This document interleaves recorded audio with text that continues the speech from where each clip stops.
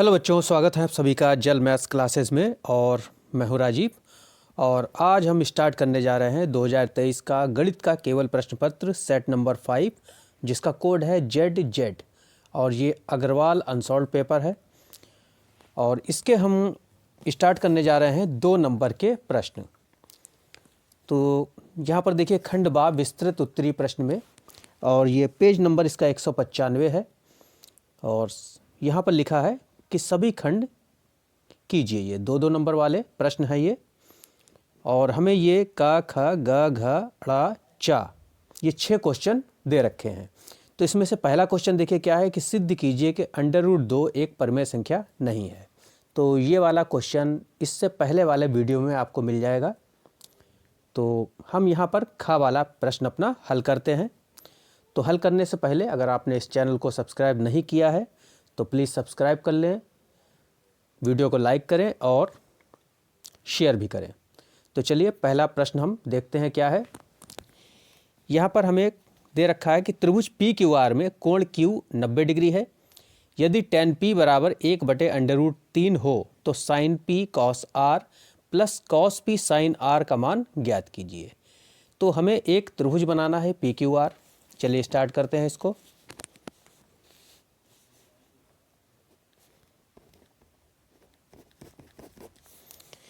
देखिए हमारे पास एक त्रिभुज है जिसका कोण Q समकोण है। समकोण तो यहीं पर बनेगा। तो ये PQR सवाल में ही कह रहा है कि कोण Q क्या है, समकोण है, तो Q यहाँ पर आना चाहिए। इस पॉइंट पर क्या आना चाहिए, Q आना चाहिए। तो ये 90 डिग्री है। और दे रखा है हमें tan P बराबर, tan P हमें दे रखा है 1/√3। तो tan का फार्मूला क्या होता है भाई, लंब बटे आधार। लंब बटे आधार। तो देखिए ये P है, तो P के सामने ये वाली भुजा हमारी लंब हुई, लंबी लंबी, और आधार क्या हुई, ये हुआ। तो लंब हमें यहाँ दे रखा है 1, तो लंब हम यहाँ 1 लिखते हैं। और आधार हमारा क्या है, √3 है। तो ये PQ हमारा आधार है, ये √3 है। अब हम ये PR निकालेंगे। तो यहाँ लिखते हैं त्रिभुज PQR में पाइथागोरस प्रमेय का हम इस्तेमाल करेंगे। तो कर्ण का स्क्वायर यानी कि PR बराबर, स्क्वायर यहाँ से हम नहीं हटा रहे हैं तो दूसरी तरफ क्या लगा देंगे, अंडर रूट लगा देंगे। तो कर्ण इक्वल टू अंडर रूट लंब का स्क्वायर यानी कि RQ का स्क्वायर प्लस आधार PQ का स्क्वायर। देखिए RQ हमें क्या दे रखा है, 1 दे रखा है। RQ का मान 1 है और PQ √3 है। तो यहाँ पर मान रखते हैं RQ 1 का स्क्वायर, PQ √3 का स्क्वायर। 1 का स्क्वायर तो 1 ही रहेगा और स्क्वायर से अंडर रूट कैंसिल हो जाएगा, तो सिर्फ 3 बचेगा। और 3 और 1 होते हैं √4। और √4 का वर्गमूल क्या हुआ भाई, 2 हुआ। तो ये हमारा ये जो PR निकल कर आएगा, ये कितना निकल के आएगा, 2 निकल के आएगा। PR equal to 2। तो अब हमें त्रिभुज में तीनों भुजाएं ज्ञात हैं। जब तीनों भुजाएं ज्ञात हैं तो कोई सा भी हम त्रिकोणमितीय अनुपात ज्ञात कर सकते हैं। तो हमें प्रश्न में निकालना है sin P cos R। देखिए क्या निकालना है, यहाँ पर लिखते हैं sin P cos R plus cos P sin R। cos P sin R ये वैल्यू हमें इसका मान ज्ञात करना है। तो चलिए पहले हमें sin P और cos R और cos P sin R का मान, इनका मान पहले हम निकाल लेते हैं। तो हम यहाँ लिखते हैं sin P। अब देखिए sin P यहाँ से क्या आएगा, P के सामने ये लंब हो गया और ये रहा हमारा कर्ण। sin लंब बटे कर्ण होता है। तो हम यहाँ लिखेंगे RQ बटे PR। तो ये हमारा आएगा 1/2। उसी तरह से हम cos P भी निकाल लेते हैं। तो cos P निकालने के लिए देखिए क्या, ये नीचे वाला आधार और ये कर्ण, cos आधार बटे कर्ण होता है। तो PQ बटे PR। तो पी क्यू है हमारा √3 और पी आर है 2। अब हमें साइन आर, देखिए यहाँ साइन आर है और ये कॉस आर, अब हमें इनका मान भी चाहिए, तो यहाँ हम साइन आर लिखते हैं। अब साइन आर, अब देखिए एंगल हमारा चेंज हो गया, कोण अब हमारा ये है, तो कोण के सामने ही लंब होता है, तो ये लंब रहेगा और ये आधार रहेगा, और कर्ण तो हमारा वही रहेगा। तो देखिए कैसे लिखेंगे इसको, लंब बटे कर्ण, आर के सामने लंब और ये कर्ण रहा, तो साइन आर बराबर हो जाएगा पी क्यू बटे पी आर। तो पी क्यू हमें दे रखा है √3 और पी आर है हमारा 2। अब कॉस आर निकाल लेते हैं, तो कॉस आर हमारा हो जाएगा, ये देखिए आधार और ये कर्ण, तो आधार है आर क्यू और कर्ण है पी आर, तो ये 1/2 हो जाएगा।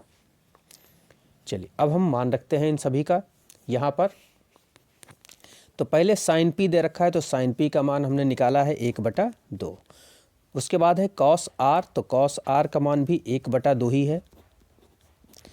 फिर कॉस पी, देखिए कॉस पी का मान ये हमने निकाला है √3/2, और साइन आर का मान √3/2। ऊपर ऊपर की गुणा कर लेते हैं, 1 एकम 1 और 2 दूनी 4। उसी तरह से √3 की गुणा 3 और 2 दूनी 4। देखिए जब नीचे वाला एलसीएम हमारा बराबर हो तो ऊपर वाली संख्या ऐसे ही हम जोड़ देंगे, क्योंकि बीच में प्लस लगा है, तो 3 और 1 क्या हो गया 4, तो 4 एकम 4, तो आंसर हमारा निकल के आएगा 1। ये हमारा आंसर हो जाएगा। चलिए अगला क्वेश्चन देखते हैं। क्वेश्चन नंबर ग, द्विघात समीकरण 4x² + 3x + 5 = 0 के मूल ज्ञात कीजिए। तो चलिए इसका मूल ज्ञात करते हैं। ये गा वाला क्वेश्चन है और एक द्विघात समीकरण हमें यहाँ पर दे रखी है। 4x² + 3x + 5 = 0। तो पहले तो हम इसके गुणनखंड विधि से देखते हैं कि क्या इसके फैक्टर हो सकते हैं। तो आगे वाली संख्या की पीछे वाली संख्या से हम गुणा करेंगे। आगे हमारा 4 दे रखा है और पीछे क्या है 5, तो 4 पंजे हो जाएंगे 20। क्या 20 के ऐसे फैक्टर हो सकते हैं कि जोड़ के हमारी ये बीच वाली संख्या बन जाए 3? तो ये तो नहीं हो सकते। तो जब नहीं हमारे फैक्टर होंगे तो हम क्या करेंगे, हम इसमें धराचार इक्वेशन लगाएंगे। तो उसके लिए पहले हमें इसकी द्विघात समीकरण यानी व्यापक द्विघात समीकरण जो कि होती है ax² + bx + c = 0, इससे इसकी ऊपर वाले समीकरण की तुलना कर देते हैं। तो देखिए a बराबर हमारे पास क्या रहेगा 4, तो a बराबर क्या निकल के आया 4। b की जहाँ पर ऊपर क्या है 3 है, तो b बराबर 3 और c बराबर क्या रहेगा 5। अब हम धराचार इक्वेशन लगाते हैं जो कि होती है x बराबर -b + -√b² - 4ac / 2a। अब इसमें हम मान रख देते हैं। तो x बराबर -b कितना है 3 + -√b² लिखा है, तो यहाँ 3 का स्क्वायर हो जाएगा, -4 × a क्या है 4 और c क्या है 5 और बटे 2a, तो 2 × a क्या है 4 है। तो x बराबर -3 + -√3 का स्क्वायर 9 और ये 4 चौक 16 और 16 पंजे 80 बटे 2 चौक 8। तो x बराबर -3 + प्लस का 9 माइनस का 80 है, तो बड़े में से छोटा हम घटाएंगे, तो 80 में से 9 घटेंगे तो 71 आएगा माइनस का, और बटे में 8।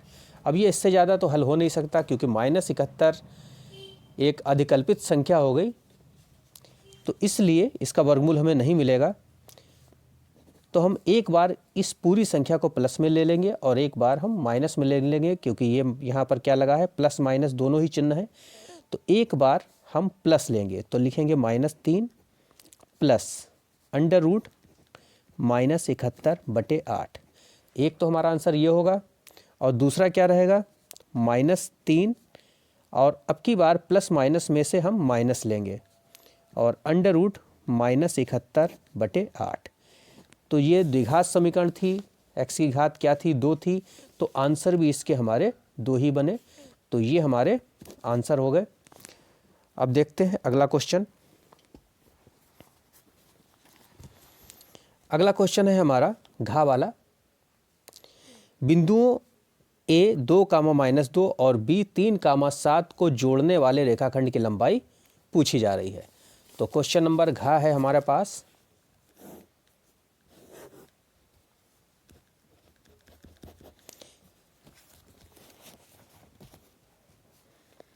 देखिए हमें 2 बिंदु दे रखे हैं, ये बिंदु A और ये बिंदु B। A के निर्देशांक दे रखे हैं 2, -2 और B के निर्देशांक हैं 3, 7 और इनको जोड़ने वाले रेखाखंड यानी कि ये AB, इसकी लंबाई हमें ज्ञात करनी है। तो 2 बिंदुओं के बीच की दूरी वाला फार्मूला ही हम इसमें लगाएंगे। तो AB बराबर हमारा हो जाएगा √ x2 - x1 का whole square plus y2 - y1 का होल स्क्वायर। अब ये पहले बिंदु है हमारे, तो ये x1 y1, ये दूसरा बिंदु x2 और ये y2 रहेगा। तो मान रख देते हैं इसमें। तो √ x2 - x1, तो x2 हमें दे रखा है 3 और x1 है हमारा 2, तो ये 3 - 2 का होल स्क्वायर प्लस y2 देखिए क्या है 7 माइनस, और y1 है -2, तो ये माइनस और इस -2 का माइनस मिलके क्या हो जाएंगे +2 का होल स्क्वायर। तो 3 में से 2 गया 1 का स्क्वायर और 7 2 कितने हो गए 9 का स्क्वायर। तो 1 का स्क्वायर तो 1 ही रहेगा और 9 का स्क्वायर 81 होते हैं, और 81 और 1 ये हो जाएगा √ 82 मात्रक या इकाई। तो ये हमारा आंसर रहेगा। अब देखते हैं क्वेश्चन नंबर 1 का अड़ा। यदि व्यास 1 सेंटीमीटर वाली 8 सेंटीमीटर लंबी तांबे की छड़ को पिघलाकर एक समान मोटाई वाली 18 सेंटीमीटर लंबी एक छड़ के रूप में पुनः ढाला जाता है, तो छड़ की मोटाई ज्ञात कीजिए। चलिए हल करते हैं इस क्वेश्चन को। देखिए प्रश्न के हिसाब से हमें एक छड़ दे रखी है,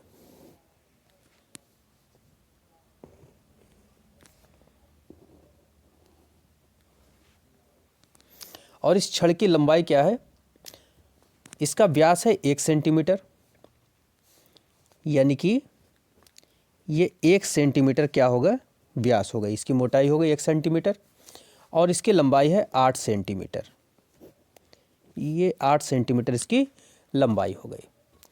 अब इस छड़ को पिघलाकर एक दूसरी छड़ बनाई जाती है जिसकी लंबाई 18 सेंटीमीटर है। तो मतलब अभी इसकी लंबाई कितनी है 8 सेंटीमीटर।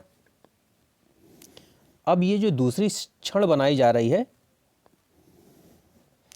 इसकी लंबाई होगी 18 सेंटीमीटर, ये 18 सेंटीमीटर लंबाई हो गई इसकी। तो अब इसकी मोटाई क्या होगी वो हमें बताना है। तो मोटाई ये मोटाई हमें ज्ञात करनी है। तो इसको हम मान लेते हैं 2r।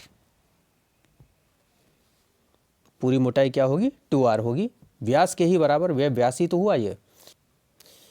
अब देखते हैं, देखिए इस वाले पहले वाले जो छड़ है इसकी हम त्रिज्या, यहाँ पर व्यास दे रखा है 1 सेंटीमीटर, तो त्रिज्या इसकी हम R ले लेते हैं और ये हो जाएगी 1/2 सेंटीमीटर, और इसकी लंबाई यानी कि h इसको कैपिटल में ले लेते हैं और ये हो जाएगी 8 सेंटीमीटर। अब ये जो दूसरी छड़ बनाई जा रही है इसको पिघलाकर, तो इसकी ये लंबाई यानी स्मॉल h ये हम मान लेते हैं 18 सेंटीमीटर, और ये जो व्यास है ये 2r हमने माना है, यानी कि इस वाले जो बनेगी इसकी त्रिज्या क्या रह जाएगी, सिर्फ r रह जाएगी। तो माना त्रिज्या हमने इसकी क्या रखी, r रखी। तो अब देखिए, अब ये छड़ जो है वो बेलन के ही आकार की है, तो एक को पिघलाकर दूसरी चीज़ बनाई जा रही है, इसका मतलब इसके आयतन दोनों के समान होंगे। तो इस बेलन का आयतन, पहली वाली छड़ का आयतन ऐसे लिखते हैं, पहली छड़ का आयतन बराबर दूसरी छड़ का आयतन।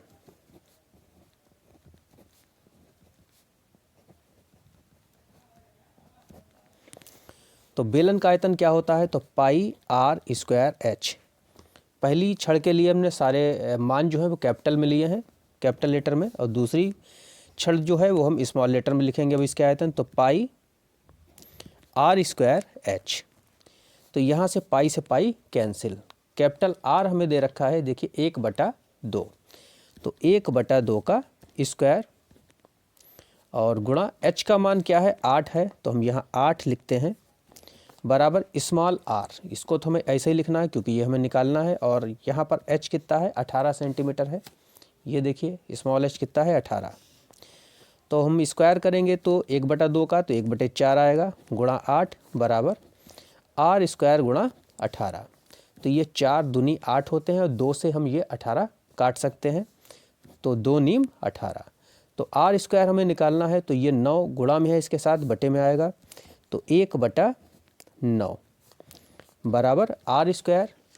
जब हम स्क्वायर हटाएंगे तो इधर अंडर रूट आएगा, तो आर बराबर अंडर रूट 1/9 हम इसको लिख सकते हैं।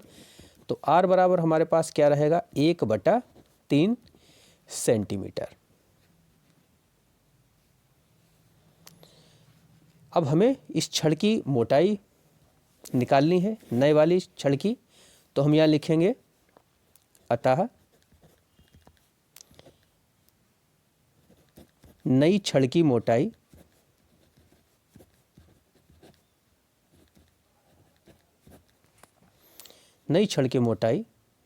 देखिए नई छड़ की मोटाई हमने क्या मानी है, ये 2r, कैपिटल 2r माना है, तो 2r व्यास ही होगी इसकी मोटाई, तो व्यास 2r ही होता है। तो 2 गुणा, अब r हमने कितना निकाला है 1/3 निकाला है, तो यहाँ 2 एकम 2/3 सेंटीमीटर ये नए वाले छड़ की मोटाई होगी। तो ये हमारा आंसर हो जाएगा। अब देखिए क्वेश्चन नंबर 4, निम्नलिखित सारणी का माध्य ज्ञात कीजिए। तो यहाँ पर हमें एक सारणी दे रखी है जिसमें वर्ग अंतराल हमारे पास है और बारंबारता हमारे पास है, और हमें इसका माध्य निकालना है। सिर्फ माध्य का है तो इसका मतलब समांतर माध्य ही होता है। तो चलिए इसको स्टार्ट करते हैं। तो हमें यहाँ वर्ग अंतराल दे रखा है,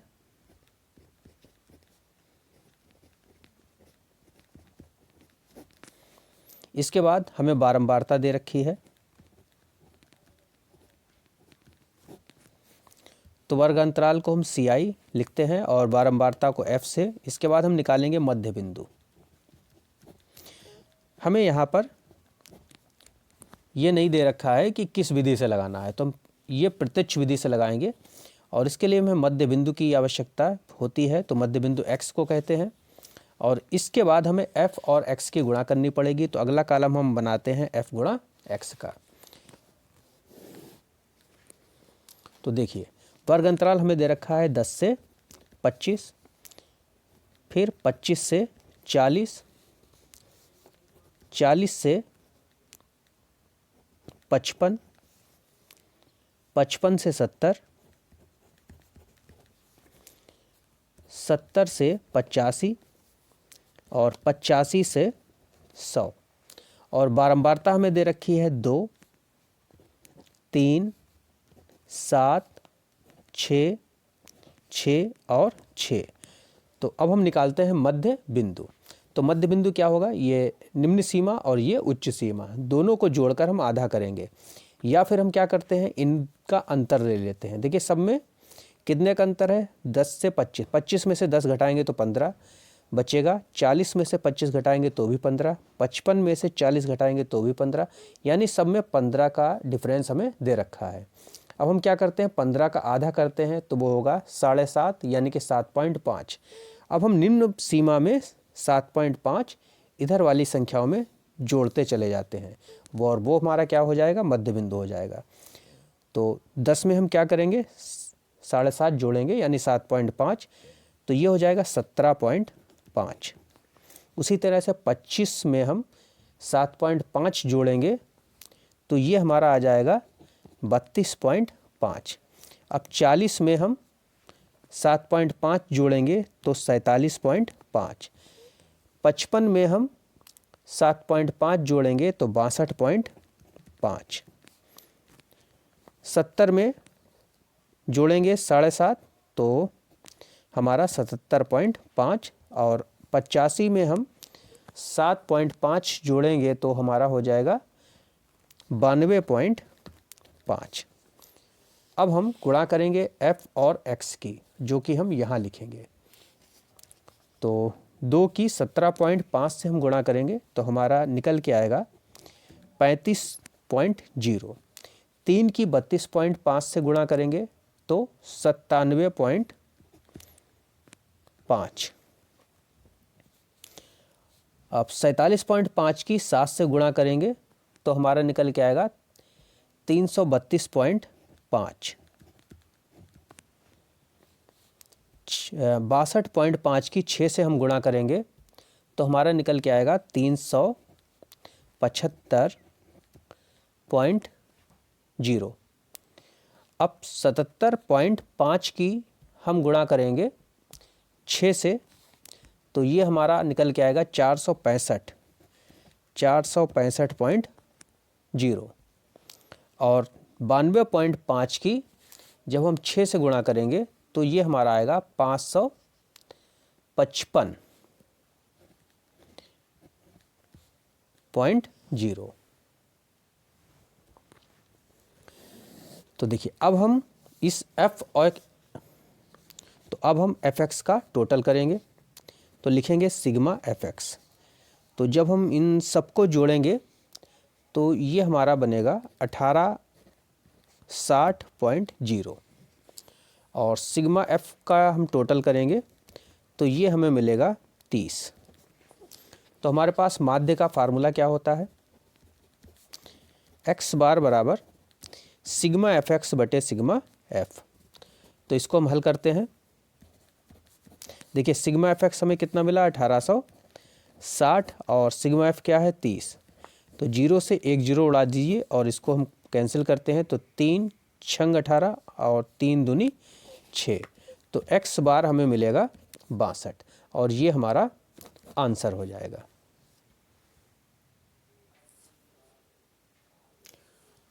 तो आज की वीडियो में सिर्फ इतना ही, और वीडियो पसंद आया हो तो इसको लाइक कीजिएगा, चैनल को सब्सक्राइब कीजिएगा और ज़्यादा से ज़्यादा लोगों में शेयर कीजिएगा। तो मिलते हैं अगले वीडियो में।